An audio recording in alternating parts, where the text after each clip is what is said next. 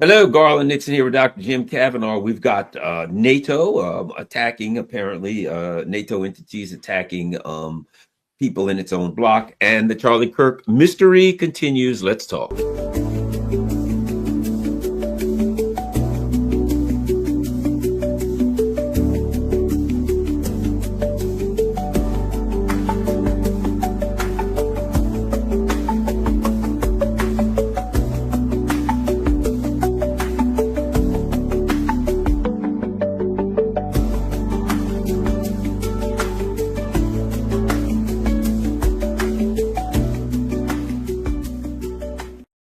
Hello, Garland Nixon here. We're hanging out with Dr. Jim Kavanaugh. You only have to go to his Substack, The Polemicist. That's Jim Kavanaugh's Substack to check out all of his works and the things that he's doing. Also follow Jim. Well, Jim, what are you on your handle on X?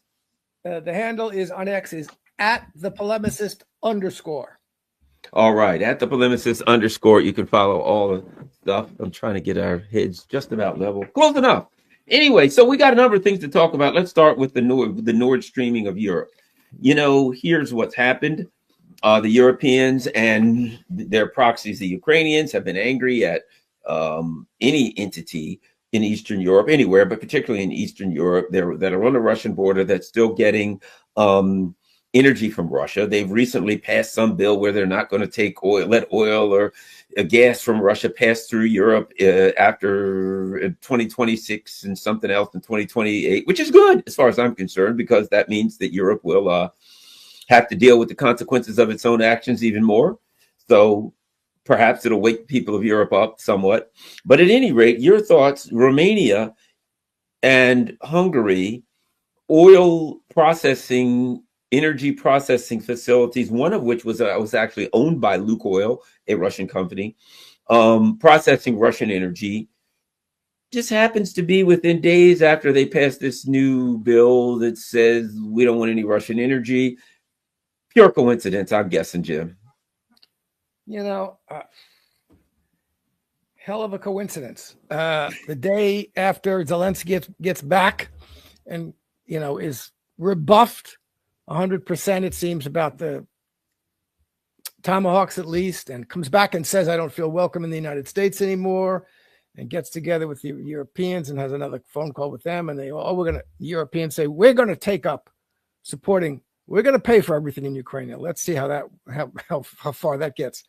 But, within hours of each other, an oil processing facility in Hungary and in Romania, one in Hungary and one in Romania, as you say, the one in Hungary processes Russian oil, and the one in Romania is owned by a Russian oil company, blow up. And, it is hard not to think that this is, and Zelensky had previously said, we're going to have to go to unconventional warfare against Russia now. It's hard to not think this is Ukrainian intelligence, SVU, is it or GBU, whatever the Ukrainian intelligence agency is. It's hard not to suspect very strongly that this is an action of Ukrainian sabotage. And again, it's an action against NATO members. This could be an Article 4 or Article 5. Ukraine is, if it's established, if they ever do an investigation of it, and Hungary might, if it's established that Hungarians did this, then this is an active sabotage against NATO member. Ukraine's not a member of NATO. So we'll see. But again, it's like Nord Stream. They're not going to want to really investigate it.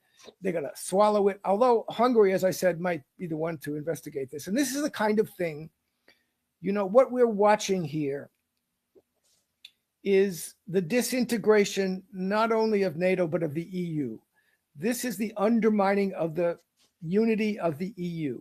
Clearly, they've put all of these disparate countries into the EU, from the Baltics to Romania. And as Rumsfeld said, it's the new Europe versus the old Europe being the established France, England, Germany, Italy, etc. The new Europe are the Eastern European and Baltic countries. And they are much more militantly anti-Russian. So they're pushing the EU. And, have this EU. What is the EU? Well, Russia was always saying, we don't care whether Ukraine goes into the EU because that's an economic union. And that's something that, you can join any economic union you have. The NATO is a military alliance. But it's pretty clear that the EU has become the front office of NATO in a certain sense. And they are taking up very militant political and military stance against Russia. I mean, if you have the Europeans now saying, we are going to take over the funding we're going to give we're starting to see that Trump is going to give up. He's not giving tomahawks. He may stop arming Ukraine altogether. I saw something today was going to stop even allowing the Europeans to buy the arms, so whatever. But they think that Trump is backing away from this, and they're supposedly saying, the Germans and French, we're going to pay for everything in Ukraine. We're going to give them $5 billion a year or $2 billion a year, whatever it is. And all the weapons they need. Of course, they don't have the weapons. They don't have the money to give. They're not going to be able to do this. But clearly, the EU has taken the lead in a political and military sense against Russia. So Russia may have to change its attitude towards whether it's okay for Ukraine to join EU any more than NATO. But this is all feeding what is really the trend towards revealing the contradictions within the European Union and among the countries within the European Union, and undermining. It's going to ultimately undermine both NATO and the EU. And this is an explosion like the Nord Stream. It's an explosion not only of a facility, an oil production facility, but it's an explosion of the pretense of unity of the EU. Yeah, I think I'm glad you referenced the Nord Stream attack, because this is all one series of acts. What they're showing is this is who we are now. You will either do what we tell you to do. It's a very totalitarian, kind of a fascist view, authoritarian view. Do what we tell you or else. You can see it and I would say this, let me put it a different way.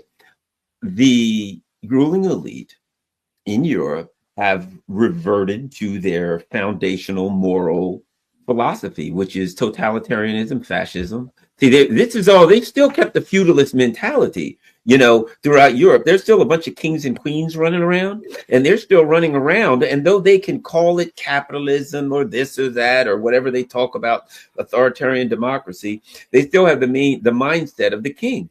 Off with your head, peasant. How dare you come before the king? Kneel before the king. This mindset that says we are better than you, and you do what the king says, or the king, cut your head off, makes decisions, no democratic thought. So now what they're dealing with is this. People had this illusion that thought it was some kind of democracy, that they had democracies, that they could vote, change things, that the EU was possibly, or NATO was some kind of an organization where they had rules and they went by the rules. Sure, they went by the rules as long as you did what you told them to do. And soon as you won't do what they tell you to do, they reveal the fact there were never any rules. There were never any agreements. In fact, now they're saying, I don't know if you heard this. Lately, what we heard was this: the Ukraine can't come into to the EU, because it has to be unanimous. And Hungary, Slovakia, a couple of countries says we'll never vote for that. Now they're saying, well, I guess we're going to have to bypass that rule. In other words, the rule never really existed. It existed as long as you went along with it. And when you say no, then we say, well, never mind. Oh, come to think of it, we don't need unanimous consent. We'll just do whatever we want. And at some point that reverts to everybody doesn't want it.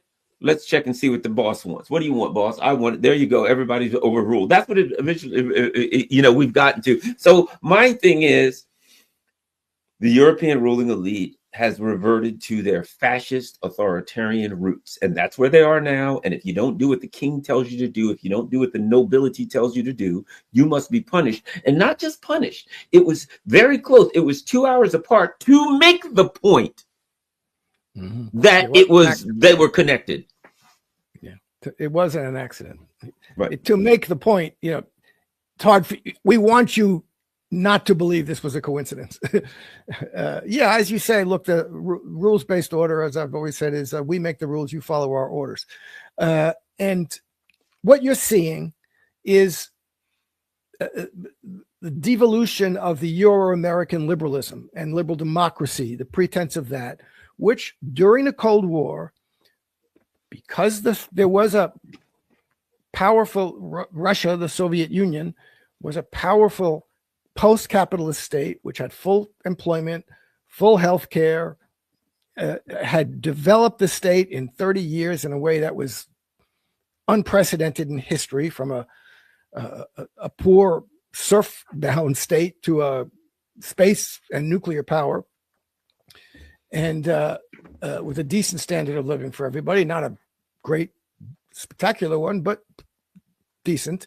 And during the Cold War, there was a necessity to present the Euro-American liberal capitalism as having some kind of attractiveness, some poles of attraction that the so-called communist world didn't have, which were those poles of attractions. Well, we have freedom of expression, we have freedom of thought, freedom of assembly, political freedom, etc. With the disappearance of the quote-unquote communist bloc and the reemergence of capitalism in Soviet Russia and the absorption of the Eastern European countries into NATO, there's no longer any need to pretend that you're really interested in democracy or human rights, or freedoms. We call the freedoms of speech, freedom of assembly, freedom of protest. So clearly they're doing away. I just saw this horrible video of this Palestinian woman doctor being arrested in England for expressing opposition to genocide. This is terrible.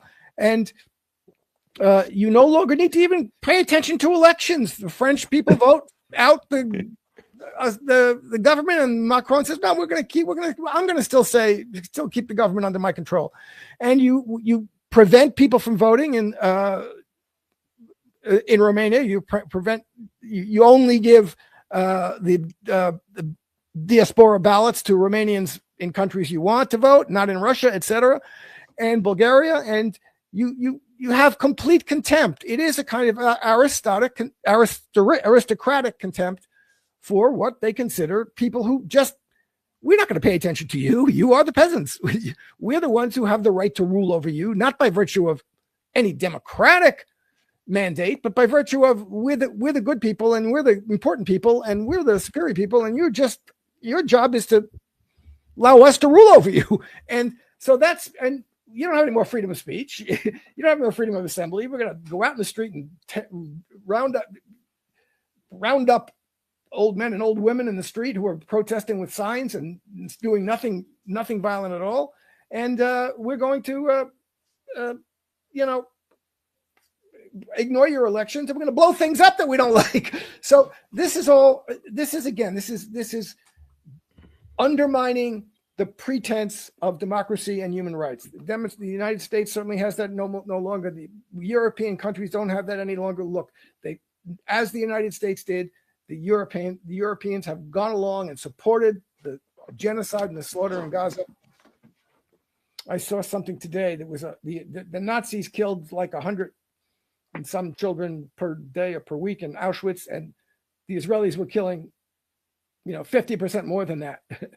The Israelis are worse than the Nazis, but it's not just the Israelis. Certainly the Americans who were doing it. So we are worse than the Nazis, and the Europeans too, who jumped on this any fault they find with Putin to kick him out of FIFA, to kick him out of to prevent anybody from having any economic relations with them, but let Israel do what they want and keep providing arms to Israel. So this has nothing to do. The Euro-American quote-unquote liberal democratic order has nothing to do with democracy, has nothing to do with the supposed virtues of liberal human rights and civil rights and human rights and freedom.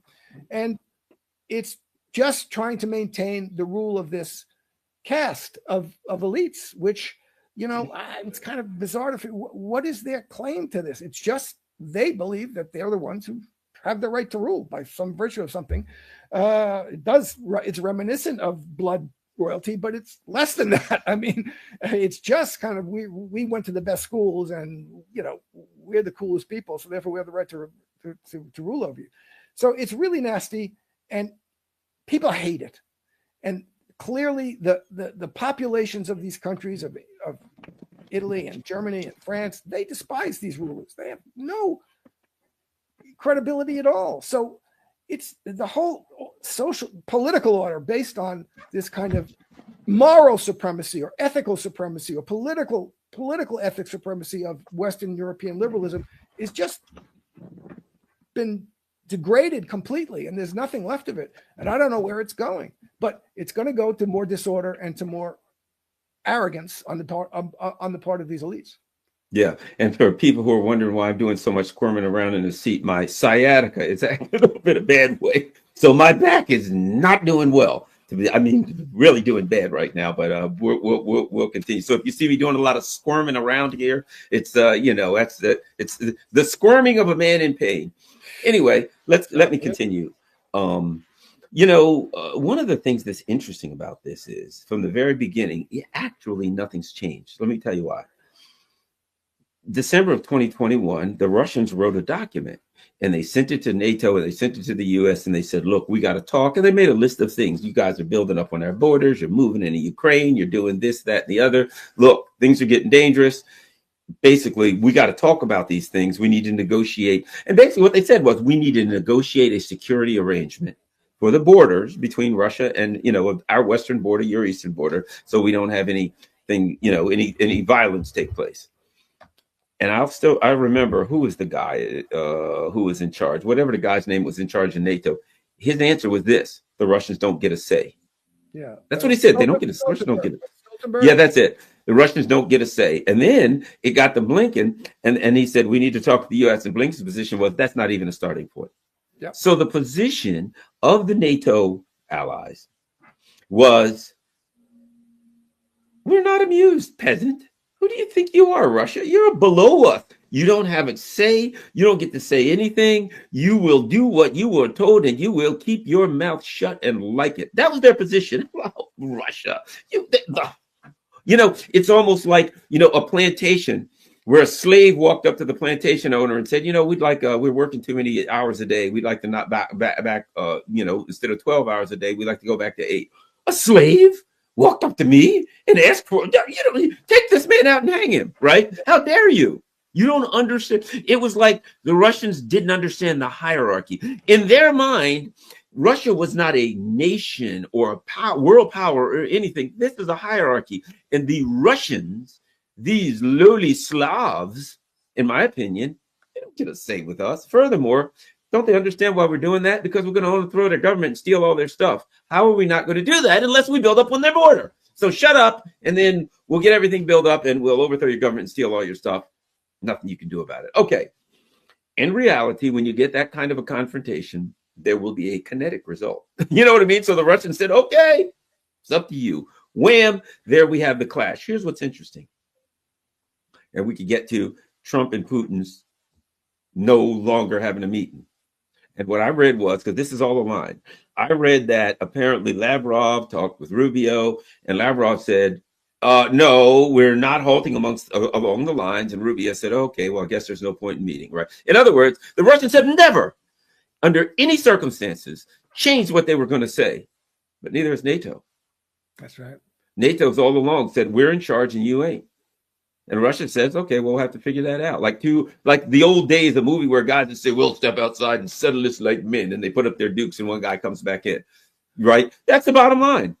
And but the thing about it is we're all looking at it saying, we know who's going to win this one. And anyway, your thoughts on all of that and how even their battle with NATO, with Russia, turned inside. So if you're a European and you say, well, perhaps we should work with, you're a Russian, whatever, stooge. You say, I got some questions about what we're doing. Only a Russian stooge would ask these questions. And now it's become a complete witch hunt. Anyway, Jim. Well, first of all, let me ask you, because I heard something about that today very briefly, but is it the case that the meeting, the summit meeting has been called off? That's what I hear, yes. Yeah, I'm not surprised at that. I was very surprised that there would be a summit meeting for all the reasons you're pointing out. Look, these are two irreconcilable positions. The Russians are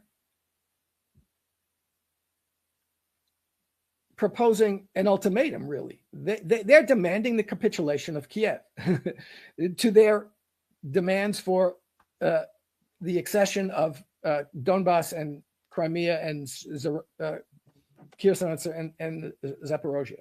And the Ukrainians are demanding the Russians have to get out of all of this. That's their position. And for each of those stakeholders and principles, those are existential positions. Okay. And the Russians didn't go into this to make a point, some other point, they went into it because it's an existential importance to them that Ukraine never be in NATO, that Ukraine remain a friendly state to them, a neutral state, a demilitarized state.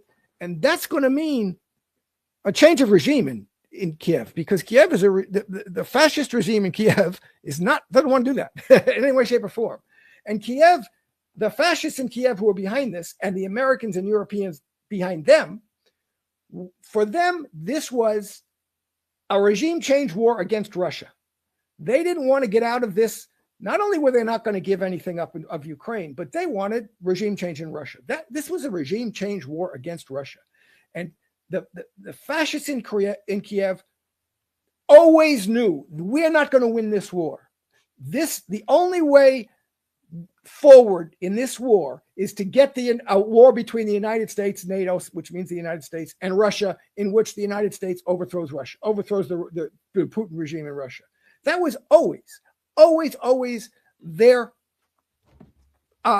strategy, the end game for them. They knew they weren't going to win. They knew they had to. So where is this going now? You have a situation in which the Europeans and the neocons and the Americans are trying to keep this war going. They know it's clear that the Russians cannot lose and the Ukrainians cannot win without direct U.S. NATO involvement.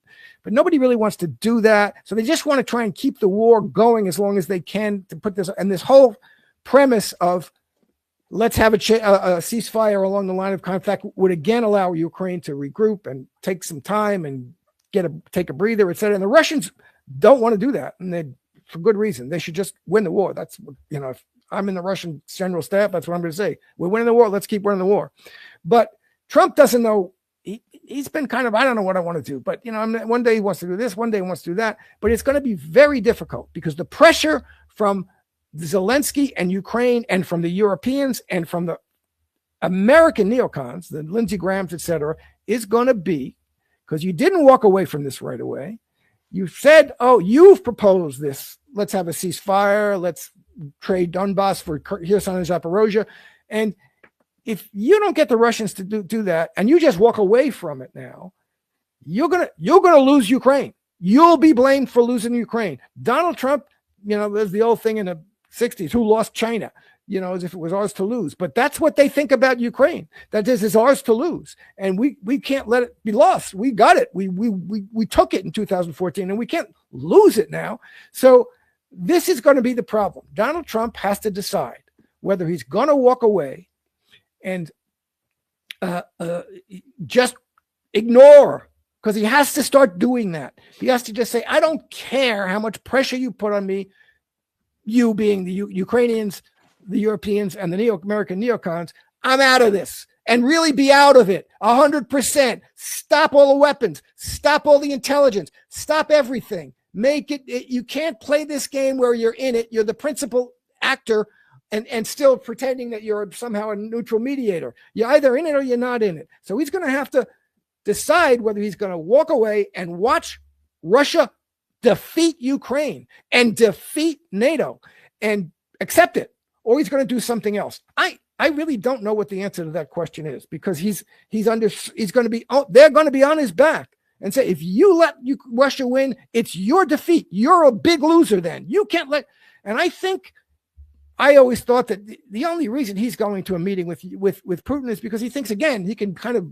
cajole or bluff or intimidate or even just charm whatever with his force of Putin into accepting this ceasefire plan that was his and Kellogg's plan. And if the Russians have told him unequivocally, you're not getting that, stop thinking about it, then why would he go into this? Why would anybody go into this? This is I think it's still a very, very dangerous situation. And, the Europeans, I just don't know but you have this situation where, the Americans and Europeans ruled the world. And they did rule the world. There were two camps during the Cold War, but since 1991, it was the hyperpower, and I say they're partying like it's 1999, and nobody was as powerful. They could manipulate the elections in Russia and decide who got elected. And where they had drunken Yeltsin under their belt, blah blah blah blah blah, and that has now changed in the past 30 years ago. They rule the world, and they still think they do. And I don't believe that enough of them have accepted enough the fact that not only do you not rule the world, but kind of there are other people who do. I mean, there are people who have at least as much power as you economically, politically, and militarily in the world. You do not have escalation dominance over Russia or China, either politically or militarily or economically. And you did, and you assumed that you did, and you assumed that you always would. But it's gone. And I'm terrified that these people just don't believe it. I don't think that Donald Trump believes that he doesn't have this escalation dominance over Russia and China. Now, maybe he does, but does he believe it one day and not believe it the next? I think that's Donald Trump's problem. And I think there are a lot of people who suspect that's true, who kind of know it intellectually that that's true now, but just don't want to accept it existentially, and may be willing to do what we consider crazy things, blow things up, because they think that they can still get away with that and change things that way. So I don't know what's happening, because the economic fight isn't working. They clearly don't have escalation dominance economically. China does. And Russia has, they didn't put Russia down economically. They didn't reduce the ruble to ruble, etc. And they don't have escalation dominance militarily. They're not going to win a ground war in Ukraine against Russia, whether they're American troops or British troops or French troops or whatever. They're not going to win it. And they're not going to win a ground war in the Pacific against, or a naval war against China, or an air war, or any other war. And they're not going to win the economic war. So what are they going to do? Or a missile war with Iran. Accept that and deal with that reasonably and rationally. And that's what the Russians tried to do, as you say, in 2021. They said, look, we have to get an order, a security order in Europe between Russia, Europe, Ukraine, etc., that treats us as the respected powers we are and need to be. And the Americans in Europe said, what are you talking about? As you say, you're not a respected power. You're a pawn in our game. And you better get smacked back and get in your lane. And that's not happening anymore. But the big problem is the extent to which people accept that and are willing to accept it as a matter of constant yes policy that we now move forward on the basis of. And I don't see that. I just don't see it. Yeah, well, I think what we're saying is what we're getting at something here, and that is the ground beneath their feet has changed. The ruling elite in the West, the ground beneath their feet has changed, and they want to pretend as though it's the same. You mentioned Russia and China. They can't really, let's be honest, they can't defeat Iran. Iran in 12 days obliterated, Israel. The U.S. bases in minutes would be turned to rubble if there were a real war. So the truth is, when it comes to Iran in a conventional war with Iran, we can't beat anybody. We could beat the Houthis in a conventional. We can't fight a conventional war anymore because our technology is old and expensive, and it costs too much, and it's all a fraud. These are products made to make money. That's all they're made for. Yeah. I think part of this whole, I've been reading and listening to a lot on this whole Tomahawk thing, and the U.S. made like 60 or 70 some years the U.S. would make 60 to 70 Tomahawk. To be a so-called world super military power, 60 or 70 Tomahawks a year ain't gonna get it done. Unless you're dealing with little countries that can't do anything to defend you. But if you're going against major countries, so I'm sorry, that's just not, you're not in that class anymore. They're not in the military class to really go toe to toe with any major power. Even a mid-level major power conventionally can't do it. I'll put it like this. I think if they attack Venezuela, they're going to get their feelings hurt in a hurry. Yeah. Because Venezuela does have some technology. God knows you don't want to get on the ground in that country, or you're going to get chewed to pieces. But that don't mean they're not stupid enough to do it. Yeah. But right now, I tell you the most amazing thing. It's not the physical part of it. It's not the kinetic part of the war. It is the to watch. You know, you and I are regular people. We're regular. They consider us regular old citizens, right? We're not the supposedly the great minds of international geopolitics. We're not the ruling elite. We're not the leaders of men. We're regular people that can read and read the tea leaves. And we're looking at it saying, well, it's obvious you're not going to defeat them. It's obvious you can't do this. You can't do that. We can see their limits. They're easily interpreted. But to watch these people, to watch Kaja Kallas, to listen to Mark Root, and to listen to them and just say, what the hell are these people talking about? The level of disassociation from reality. And you look at them and you're like, and you're even basically saying, we got to get, okay, we've got to get ready for a war with Russia. Well, that's a pretty tall order. What are you doing? You know what they're doing to get ready? The government in Finland is practicing hiding in bunkers. They're practicing hiding in a basement. The Swedes are building more bomb shelters. Yeah. So I'm practicing for a war with this guy. Am I building more planes? Nah, I can't do that. I don't have any way to build planes. How about maybe getting the troops cracked up? We don't have any troops. Tanks? Nah, I can't do that. Okay, offensive weapons? We got no offensive weapons. All right, well, how are we going to get ready for the war with Russia? We'll practice hiding in the basement. Well, actually, logically speaking, if you have no offensive weapon, hiding in the basement is probably the best thing you can get ready to do. But they're pretending, acting as though they're this great world. I think Mark Rutte recently said something to the effect of the Russians, we are far more powerful NATO than the Russians. The Russians are nothing against us, and we could easily defeat them in a matter of seconds. You know, I'm being a little hyperbolic, but you get my picture. The gulf, the chasm between the narrative that these people live in and their physical reality to engage Russia militarily is unbelievable. It's phenomenal. Yeah, this is delusional. I mean, they don't have any weapons left. They gave all the weapons to Ukraine. They don't produce any tanks. I think Britain has like 40 tanks and 70,000 men. You know, and those aren't all fighting men and fighting troops. And France and Germany have given all their self-propelled weapons to Ukraine. And so, as you say, what are they talking about? Russia is a huge country, and Russia has over the past 3.5 years developed its military industrial complex. It's producing thousands of drones a week. You know, I think 1,000 a day. Those Garlands are now 1,000 a day, and they're throwing 300 or 400 of them at Ukraine every night. This is a new type of warfare that they've never fought before. The Russians have. The Russians learned it over 3.5 years. They didn't know it either to begin with. They've mastered the art of drone warfare, and they've mastered the technology of it. And these other countries haven't done anything about it. And as you say, the Americans have, you know, expensive boutique weapons, small quantities of them that are really hot crap, and they got all the bells and whistles. But, you know, it's like having, you know, 3 nice Armani suits in your closet, but you have nothing to wear when it's cold out, you know, and you need some stuff that's warm. So this is you know, and they don't really get this. I mean, I don't know what to say about it. They're talking as if they have dominance in all these areas still.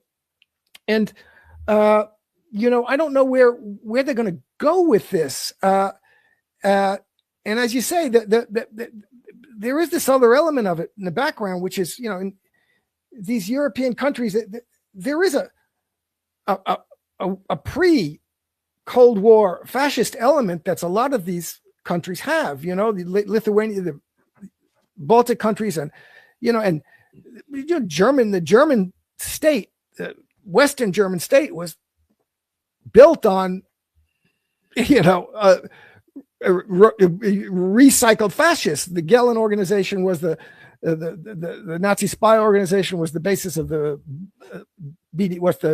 German secret intelligence forces, and these are all coming back in a certain way. And they have a gut hatred of Russia that's really overwhelming their sense of rationality in a certain way. And I just don't, that's why I just fear all this stuff. You know, what do they think they can do? But, you know, you watch them and they talk about the world as if they control it. Look what they're doing. Look at what Denmark did with this chip company that they took from China. They just destroyed the company. They destroyed themselves. They did something that was predictably going to result in a flashback on them that was going to destroy them economically. And now they're trying to dig their way out of it. And this is what Trump's done with China too. We're going to put all these tariffs and all these sanctions. China said, okay, end of your rare earths. And you look at it and you see, just to get to redo and revive the production, and not just the production, but the processing of one rare earth, it would take 10 to 20 years of reindustrialization that you can't do. And China has done. And China now controls almost 100%, 90% of not only the production, but also the processing of rare earth minerals to a point. They can't make artillery shells in Europe because they don't have pure enough cotton fiber, because it needs pure cotton fiber to make good artillery shells, and they don't have it. So that simplistic a thing they don't have. So where are you going to, on what basis are you going to build, in how much time, an armed force that's going to be capable of taking on Russia or China? Look, in the first Gulf War, 1991, boom, they had the air power. They could put out, the Tomahawks could take out Iraqi's air defenses in 10 minutes, and then they had complete air superiority, end of game. They could put in 100, 200,000 troops over a month beforehand. Nobody could stop them, and Iraq couldn't do anything to stop them. Second Gulf War, 2006, same kind of thing. They did have absolute escalation dominance over Iraqi. The military technology and the military power was there to overwhelm very quickly what Iraq had on hand. Now you have a different situation, as you say, even with a country like Iran. Iran has suddenly, you're not going to get air superiority that easily. If you have S-300s, S-400s, you're in trouble. You're not going to just walk in with air superiority. You can't just take out all of the air defense systems very quickly. If you can't, if they have air defenses that are capable of taking down cruise missiles like Tomahawk, which is powerful but slow and can be detected. So the military technology has changed. And when you get into the war, you can't go in on the ground because you don't have enough people. They overwhelm you. For Iran, as Russia or China, you're going to be outnumbered. You're going to have thousands of drones in your face every 10 minutes. And you're not going to be able to win a war of attrition against them. And they will set up a war of attrition that they can win against you. Iraq couldn't do that. Libya couldn't do that. Syria couldn't do it. Well, Syria held on for a long time. But still, it's a very dangerous situation. Because I'll tell you this, and I'll say this again. One of the reasons they think they can still set the terms is because they do set the terms in the Middle East. They do.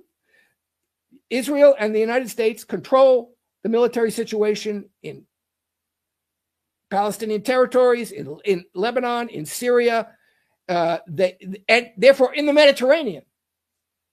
Russia and China still have not challenged the ability of the United States and Israel to set the terms of whatever happens in the Middle East. Now, that might happen, and Iran haven't been able to. Iran on its own doesn't feel like it has the ability to do that. It's not going to get itself involved in that. You can understand all the reasons why these actors don't. But that does help give the United States and Israel still, and especially the United States in this talking in these terms, why shouldn't Trump feel like he can do anything he wants? He's done it in Israel. He's done it in Gaza, hasn't he? I mean, so, he thinks he has. And can we argue with him? I mean, Israel, so, he doesn't really won, but he's prevented anybody else from winning. And he's created a situation which still looks like it's going to go his way, and it's going to be the Trump Riviera and blah, blah, blah, blah, Mara Gaza. And so, he can still think that. So we have a very dangerous situation in the world where the United States Euro-American hegemony is gone for the most part, but they still see that, well, here we can control things. So why can't we still control things there? that enables them to live in the delusion that they still might be able to control. You're right. They're living in the ghost of U.S. hegemony, and they think that that ghost is still alive. You know, it was like a movie I saw one time about a zombie movie, and this person was like caught in a zombie apocalypse, and they're trying to go to their friend's house, and they're trying to go this, and they couldn't, and they finally get to their friend's house, and when they open the door, their friends all run from them, and what they didn't realize in the movie was they were actually a zombie. And they didn't realize it. And that's why they're wandering through the streets. And they thought, why aren't the zombies trying to get me? Because they were a zombie. They didn't know it all along. And then they're like, oh, no. They looked in the mirror. They were like green. And they're like, oh, no, I'm a zombie. No wonder my friends say, hey, come back, guys. Right? Okay. So the bottom line is this. The hegemon doesn't know that its hegemony is dead. That's right. And it's wandering around saying, why won't everybody do what I tell them to do? I'm the hegemon. And they're like, get away from us. You're a zombie. You know what I mean? You know, you're all blue and you look like you want to bite me. But at any rate, let's go on to something that's clear. We know what's happening here. Charlie Kirk. We now find out, Jim. Okay, fair enough. We got trans shooters. We got people who are somehow fitting a gigantic World War II rifle with a scope that's been taken apart in their pants and running all over creation. They're shooting an amazing shot from 200 yards in one shot with an amazing bullet. What's more amazing than the shot is the bullet. That a 30-06 goes in some guy's neck. The more that comes out. And now, here's the really perplexing part, if one thinks it's actually perplexing. So what I just found out, I didn't know this, for those of you out there didn't know this, what people can do is they can go on Google and check the metadata to see who was searching what. And what they found out is that before the Charlie Kirk shooting, there was someone in Washington, D.C., and in Israel. And they're searching for the Lossie Center where the guy shot him from, allegedly. They're searching Tyler Kirk. And like a month or more before, the hospital complex where Charlie Kirk's body was taken to, there are people searching the names of all the surgeons. They're searching my God, you know, the weirdest thing in the world. And then apparently after the search, somebody went online and they found all of these really strange searches prior to the actual shooting. Google scrubbed them. Yeah. And when they went back to look for these searches, they're gone. Jim. Yeah. Well, I know I missed some of the things. Fill us in on some of the things I might have missed also. Yeah. Brandon Coleman or something. I forget his name, but the guy, hat tip to the guy who did this, and he, he showed you the screenshots. As you say, Google has gone in and seemed to have scrubbed some of them. But it's Google Trends, and it's a nice little thing because, like, if you want to know, how many people when did the word conspiracy theory first come into being? Right. Look it up and you find, oh, it didn't start, and you see when it started being used and how often it was used.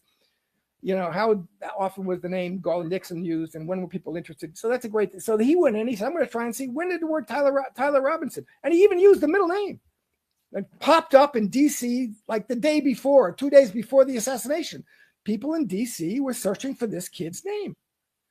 Nobody, why? But he went further than that. And it's really kind of amazing when you get into it. He said, was there an autopsy or wasn't there an autopsy? Well, let me look up the name of the coroner, Amanda something, in Orem, Utah. And he finds out that in a month before the assassination, or 2 months before the assassination, there are searches for this woman in Israel. Israel is searching for the name of the coroner in Orem County, whatever county in Utah. And then he says, oh, but there's the judge, and there's a new judge, and coming in, and there's a new FBI special agent in charge coming in. Searchers in Israel 2 months before, when all these personnel were turned around. And then he says, oh, Turning Point said that, what happened to Charlie? What happened to the bullet in Charlie Kirk? Charlie Kirk, oh, well, he's a man. A surgeon told us, Turning Point says, the surgeon told us that this was because he was a man of steel. So this guy says, well, I don't know. They didn't name the surgeon, but let me look for the under the names of the surgeons at this hospital. I don't know, Tippecanoe Hospital, something in Utah. And he goes to the names of like 5-6 surgeons. And a month before the assassination, someone in Israel is searching the names of these surgeons at this hospital. And this wasn't even, again, people were saying, if I've heard this correctly, they took him when he was shot. There was an ambulance there, but they didn't put him in the ambulance. They put him in the SUV, and they didn't take him to the nearest hospital, which had a trauma center. They took him to this other hospital, which didn't have a trauma center. So it's hard to understand who and why people in Israel a month before, 2 months before, would be searching the names of every surgeon at this hospital. It's kind of bizarre. It really is. And you've got, the fundamental fact in this, which you can't get beyond it. I've done a little shooting with guns. I'm, no expert, but I don't think there's any person I've seen on the internet who's a military guy or a hunter or any hunter I know who would say that Charlie. What I see happening to Charlie Kirk was from a 30-06 bullet. That, he would be devastated by that bullet. His head would have been blown off. And so you've got this fundamental fact. If that's not a 30-06 bullet, and they have the evidence of this, they've done some kind of, if Candace Owens is right, the bullet was just lodged under the skin somewhere, then they have, even if they have fragments, they have enough fragments to know whether it was a 30-06 bullet or not.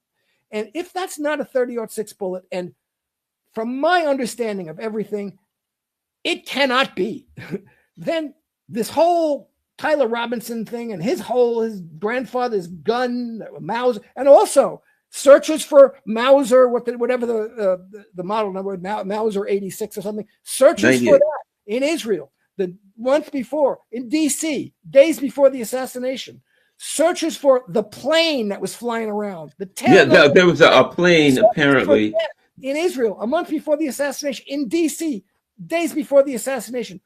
This is something, if you're doing an investigation of a political assassination, you take what this guy found, and say, this is evidence we have to look into. We have to find who was doing these searches and why they were doing these searches. We have to go to Google and get the IP addresses of these searches and find out where they're from. I don't know what they're doing. It seems to me what they're doing is just trying to lay back and continually confirm the idea that this kid Tyler Robinson did this all on his own with his grandfather's gun, and it doesn't make a damn bit of sense. And they can't say, it's one thing. I'm all for the cops saying nothing. We're doing an investigation. We don't want to talk about this until we have all our ducks in a row, until we've got everything. We know what we're talking about. We're not going to make any speculation or suppositions. Fine. Then you shut up and you don't say anything. But when you're putting out this damn text exchange, as this is we're showing you the evidence that Tyler Robinson did this. Well, then you can't say, I don't want to talk about this. I don't want to tell you what we know about the bullet. You can't do that. So you either do one or the other, and they're doing one and not the other. What they're doing is trying to frame the patsy, and what they're not doing is investigating. These are not dispositive things. They don't prove anything, but they're evidence. These are points of evidence that you have to investigate, and they're making it seems clear. I mean, the clear implication of me is they don't want to follow any evidence that will lead away from Tyler Robinson. Well, here's the other part, Jim. How did you go to court with this? My understanding is there's a court-appointed lawyer, but there are lots of other lawyers from around the country that are saying, hey, we need to talk to Tyler Robinson. We'd like to offer our services. And Utah is saying, nope, he's got to go with the court-appointed lawyer. My question is this. Tyler Robinson gets to choose. We haven't heard from him. He can defend himself if he wants to. I'm supposed to believe we can't hear. He didn't even show up in court. Apparently, he viewed it, from a distance. He's the invisible man now, if he's still alive. So if someone else wants to, let's face it, Jim, this wouldn't be the hardest case in the world to defend. You're going to put all kinds of FBI. Okay, we've got this evidence. I'm going to bring in the guy who did the Google searches. And then I'm going to ask the FBI, did you look into this? Were you ever contacted by the FBI? Did they ever ask you? I'm going to bring in the FBI. Did you ever look into this? Because all I have to show One thing you got to show to win: reasonable doubt. If there is reasonable doubt, the jury cannot convict. They can't convict if there's reasonable doubt. It must be beyond a reasonable doubt. All you got to do. And if you show, see, a lot of people don't realize this. If you can show that the investigating authority botched and screwed up the case, that's reasonable doubt. That in the court every time, notwithstanding what the evidence says, if you're able to really impeach the integrity and ability of the investigative authority, right? A jury will always say, "Yeah, these guys don't know what the hell they're doing." You're never. I've seen it. You're never going to get a conviction. Okay. How hard is it? How hard is it to show that Cash Patel's run his mouth? You can put him on the stand. You can depose him, and now you can ask, "Did you look into that? How come you didn't look into that?" The what do you call it? You can see all the evidence. The surgeon who allegedly said it was a miracle. Who is he? Yeah, I can go to the hospital. Got to tell me who he is. Yeah, I got to find out, and I got to see who is the surgeons that worked on him. I can go ahead and depose them. I can put them on the stand. All of these people. So these cockamamie cases, and of course, all the evidence surrounding everything surrounding that text exchange, all of that stuff, and I don't know. I don't understand how they. I don't understand what case they have. Look, this was not a 30-06 bullet. They have to come in with whatever fragments they found, and they can't say it was an autopsy done. They can't say we didn't find any fragments of that. They've said already they found the bullet. Where is it? Where's this thing that you found? Where are the fragments that you found? Show us that. I mean, if that's not 30-06, what does Tyler Robinson have to do with this case? What does that gun have? Then that gun has nothing to do with this case. So it's beyond belief. I can't see where they're going with this. And even that, okay, fair enough. Let's say that you tie those guns together, right? But you still got to prove that he had the gun. You got to tie now him to the gun. Okay, that's his uncle's gun. Somebody could have stolen the gun and used it to shoot him if that were the case, right? But the story with him, how do you put him with the gun? Because the story that he had the gun and he took it apart and he put it back together and he had different clothes when he was with the gun this time, that story is not plausible. So even if you prove it's that gun, which is going to be hard, how do you then prove that it was him? And he took the gun apart, but when they found the gun, the bolt action was closed and the round was still in it. But you can't take it apart. You got to open it. Yes. The shell casing was still in it, but you can't take it apart that way. So what we're now to believe that he opened it up, took the shell casing out. Well, it flies out when you open it up. It pops out, right? Yeah. Then he closed it. Then he put the round in his pocket. Come on. This is the only thing that makes sense and then after he took it apart, then he put it back in for some reason and then put the gun back to put. No, yeah. So they either are developing some kind of massive trove of evidence that we're not seeing that's pointing to Tyler Robinson and that gun, or they're just faking it. And as you say, they got to be interviewing. They must have investigated every one of those people on the security detail. Did you talk to that guy who took that camera down? Did you talk to this guy? Did you, everybody in the hospital? They've got to be investigating all of this. And if they think they can just put out this story in this day and age, oh, lone gunman, Tyler Robinson, he's going to jail. You never hear from him again. What? It's just not going to work. And they're killed. Fortunately, and I'm happy that really this has also fed into the complete disillusion with Israel and Zionism, because people on the right are like, I think Israel did this, and Candace Owens and Tucker Carlson. Candace Owens is a bulldog. I mean, she just won't let it go. And, she's showing, and all of these searches that were done in Israel for the surgeons and the hospital and the coroner, they were all done right after apparently this Turning Point meeting where Kirk invited Tucker Carlson, and his Zionist backers started to realize he was backing away from them. So it's all, there's a suspicious evidence that has to be looked into about this. It's a political assassination. They're very easily could be political motives for it, and who has the political motive for it.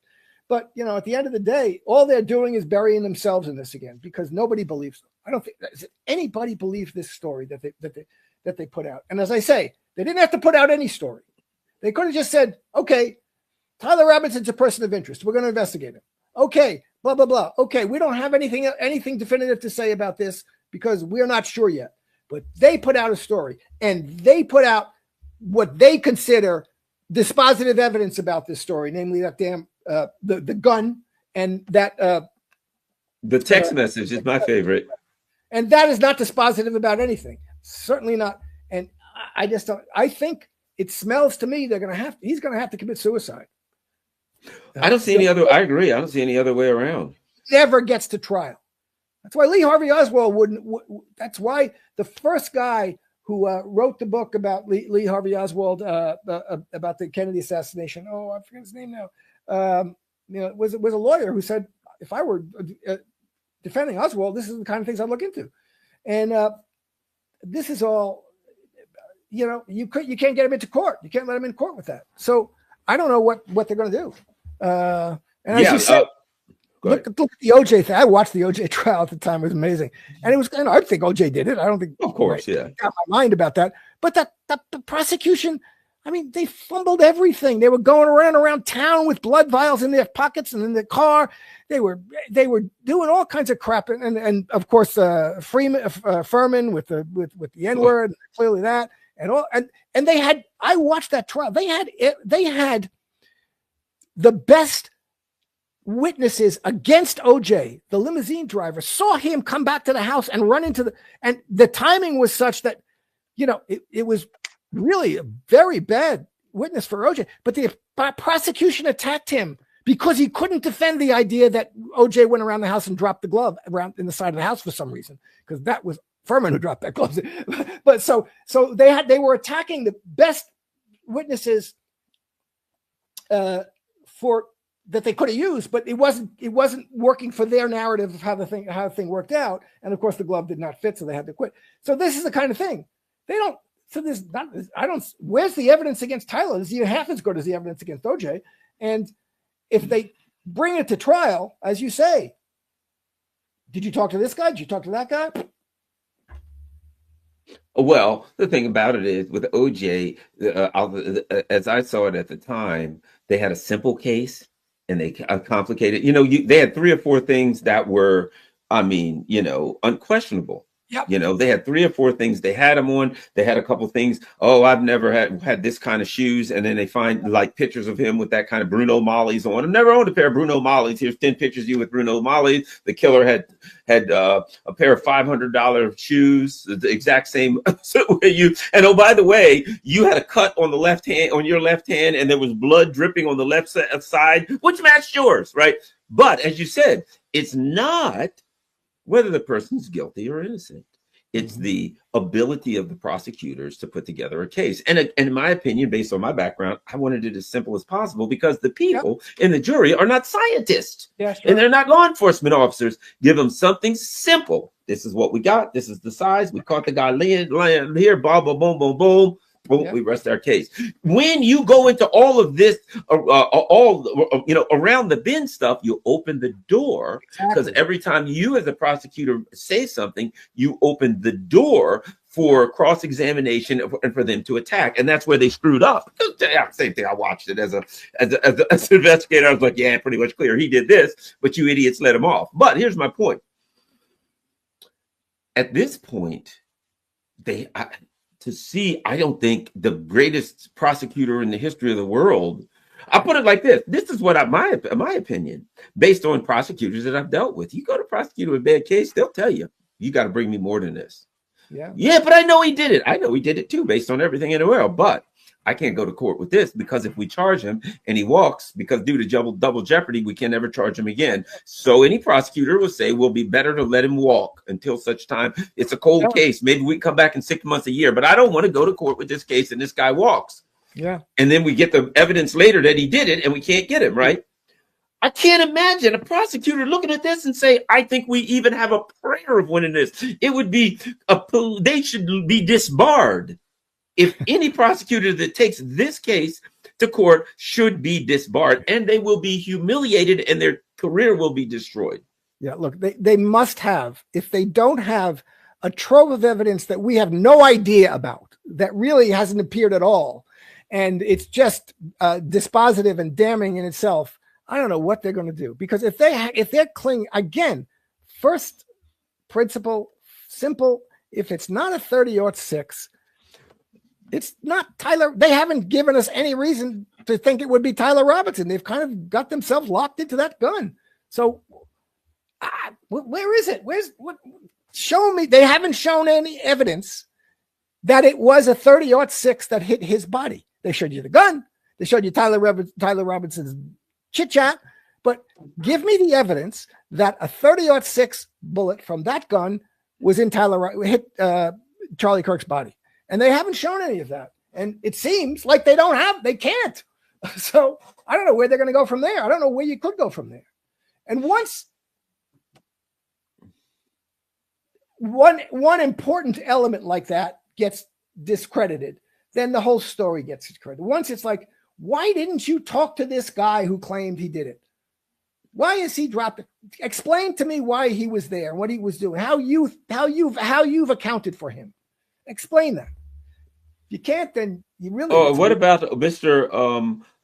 Shoot me, I did it. Zinn, that's what I'm talking about. Yeah. So explain how you, as a prosecutor, as the police investigative team, accounted for this guy saying, I did it.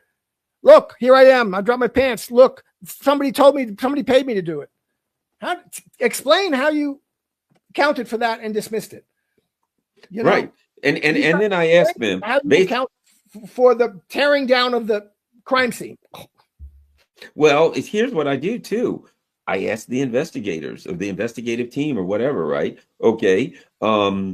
This so-and-so said that, he was paid. Based on your investigation into that, were you able to find out whether or not he was paid and who paid him? That's right. You know what they're going to say? We didn't look into it. They got to say that because you and I both know they didn't look into it. Because if it was paid, we know who paid him. They're going to say we looked into it. We didn't find anybody. Maybe. That's what they're going to say. Well, in that case, I can't. Well, let me say you this.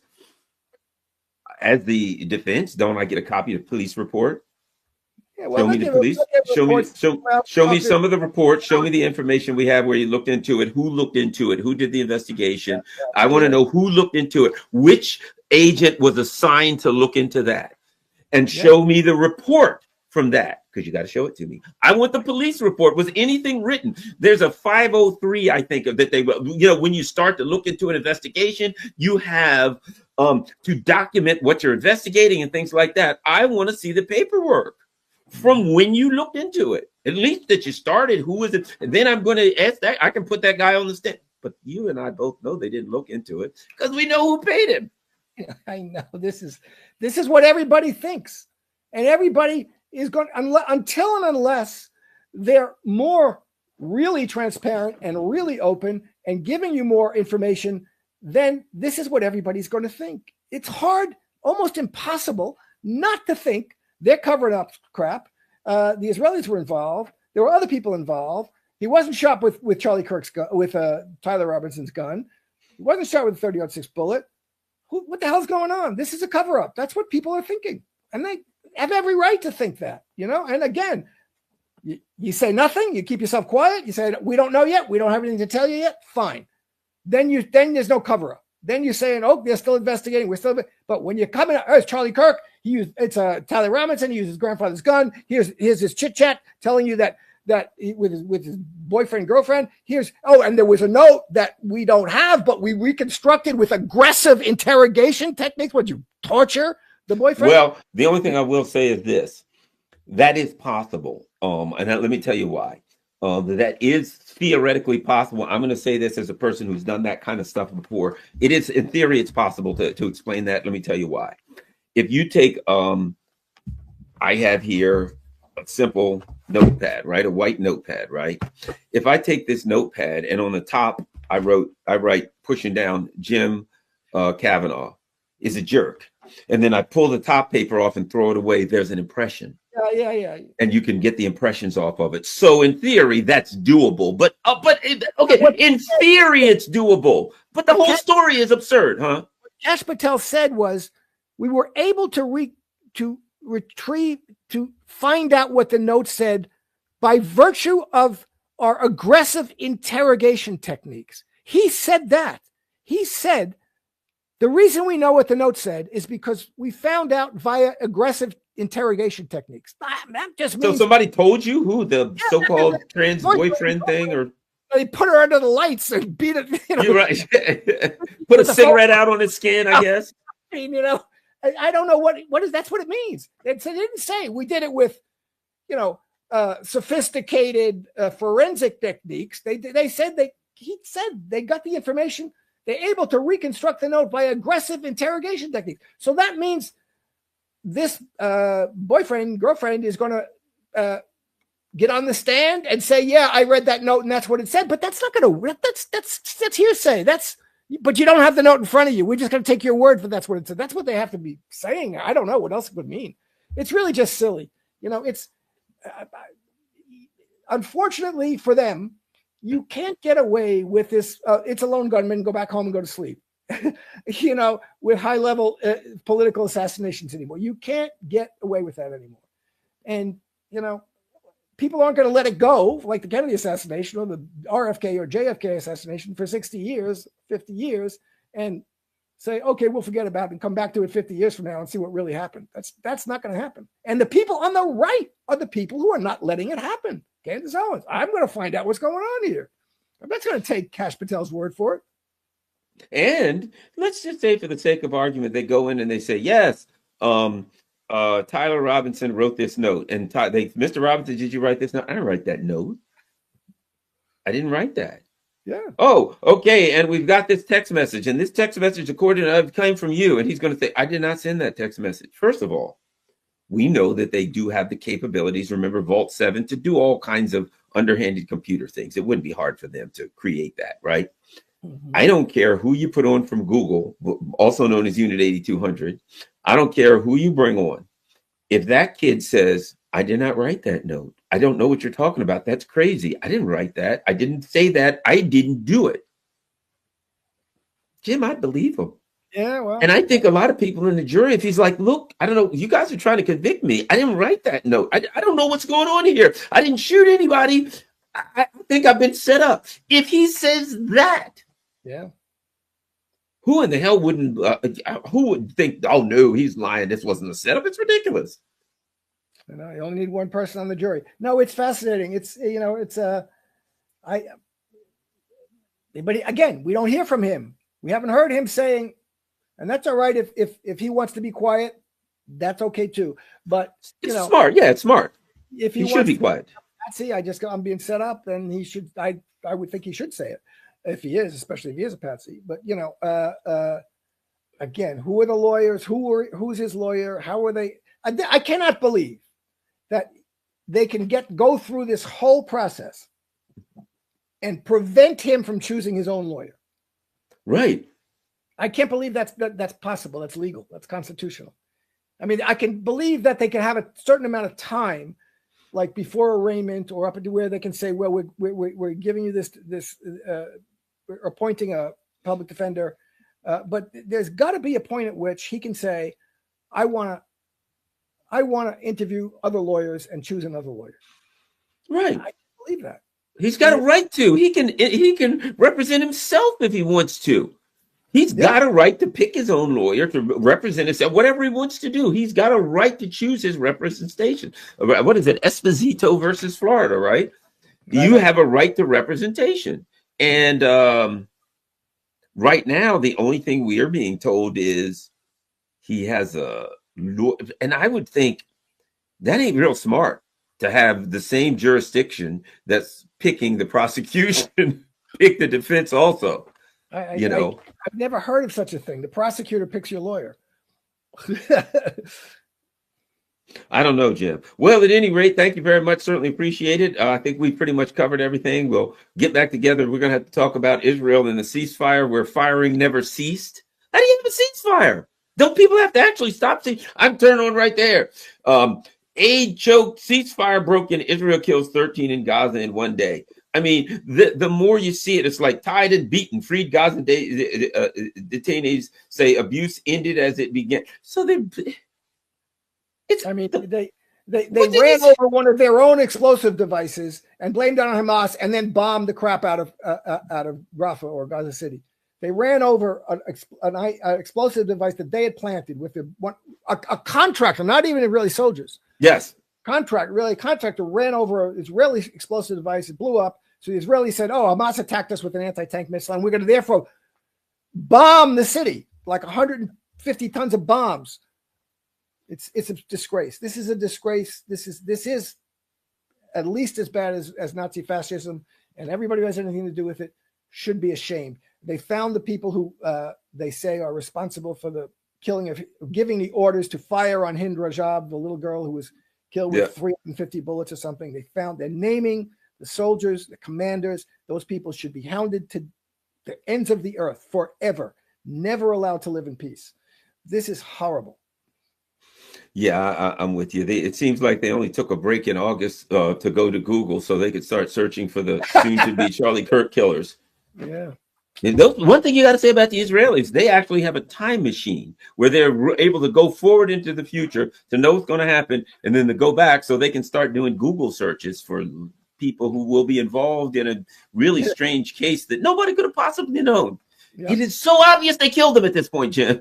I mean, what else are you going to say at this point? Well, thanks to everybody. Don't forget Jim Kavanaugh. Follow him at the Substack, on his Substack, and follow him, The Polemicist, on X. And Jim, thanks, and keep up the good work. Any last words for our dear and loyal supporters in the chat?